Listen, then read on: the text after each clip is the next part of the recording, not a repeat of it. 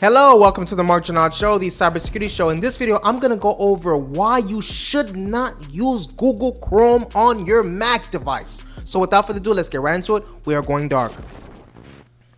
So a reason is Chrome drains more power than Safari. On a MacBook, you can click the battery icon in the menu bar to see which apps are using a significant amount of energy. If you've got Chrome running, it will often show up here, right? Chrome is notorious for hogging RAM and draining the battery on laptops. This problem is especially prominent when comparing Chrome to Safari, which is optimized for working efficiently on the Mac hardware. So Google has been working on this issue and has made some significant progress. In some tests, Chrome did perform better than Safari, as of recent.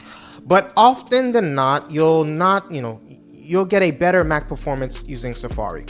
And you don't have to take, my word or the words of some people on the internet for it. Open up the activity monitor on your Mac, then head to the CPU, memory, or energy section.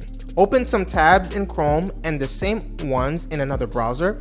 Chrome will almost always use more energy for the same job. Please take a moment to hit the subscribe button and the like button.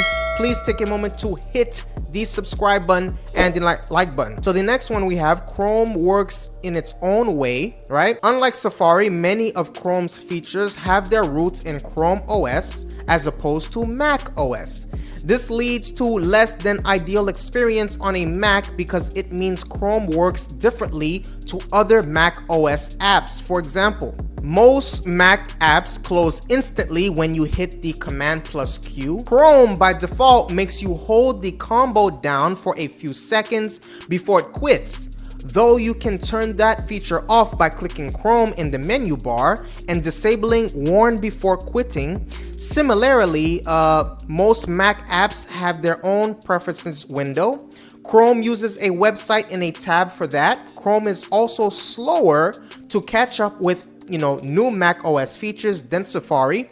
For example, Mac OS Mojave introduced dark mode in September 2018, which Safari supported out of the gate, but Chrome didn't follow this feature until March 2019, which is almost a half year later. So the old notification system was also a mess. Chrome used its own notification setup that didn't integrate with the notification center on a Mac. Thankfully, this is no longer the case, but it was a huge pain for far too long. Obviously, it's less than ideal to force a user to learn an entirely separate workflow and user interface when they are used to one already. So Safari uses the same buttons and symbols as the rest of macOS, which leads to a more seamless experience. Next, we have Chrome extensions come with a price. So it's true that in the head-to-head showdown of Chrome versus Safari, Chrome is the clear winner when it comes to extensions. It has a vastly superior library, and most extensions are designed with Chrome in mind since it's such a popular browser. Even so, such a big extension library comes with a price. Extensions can introduce privacy problems, as many of them need extensive access to your browsing. So although there aren't as many extensions to choose from with Safari, you can rest assured that what is available has undergone a closer inspection than what you'll find for Google Chrome. And Safari has plenty of great extensions anyway, so sure, there aren't as many, as you get with Google Chrome, but what's available covers all the main functions you'd need. So next we have Google watches you more than Apple. While Google and Apple's interests might seem like they overlap, the companies are structured quite differently. Google's revenue is primarily ad-based, which means that as the user, you aren't really the customer. You're the product.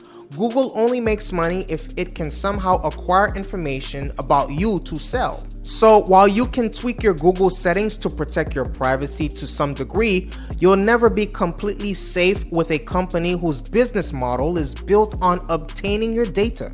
So if that sounds a little, Orwellian, Chrome on macOS probably isn't for you.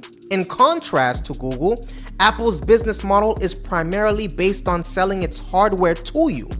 Apple's software is mostly free, but only for Apple customers, and is only valuable as much as it makes Apple hardware more attractive to the customer. So the company has a more direct incentive to provide you with a browser that works well with other Apple products. As a sign of this good faith, Apple regularly introduces new privacy protection measures to Safari. Intelligent Tracking Prevention 2, also known as ITP2, was an update to a Safari feature introduced in High Sierra that attempts to combat cross-site tracking, making it harder for websites to follow you on the web. It also attempts to scrub fingerprinting, which makes it harder for websites to identify you in the future. So you can also view a privacy report from the Safari toolbar that shows you which apps have attempted to track you the most and what trackers they're trying to use. And with an iCloud Plus subscription, you can benefit from Apple's private relay VPN, but only when you're using Safari. Number 4, there's no Chrome support below Mac OS High Sierra. So Chrome system requirements cut off any Mac that's running Mac OS High Sierra or older. So sure, you can update your Mac free of charge, but many people don't want to or can't update for a variety of reasons. This includes people on older computers that don't support the latest version of Mac OS. Safari, on the other hand, is available for any version of Mac OS because it's built into the operating system.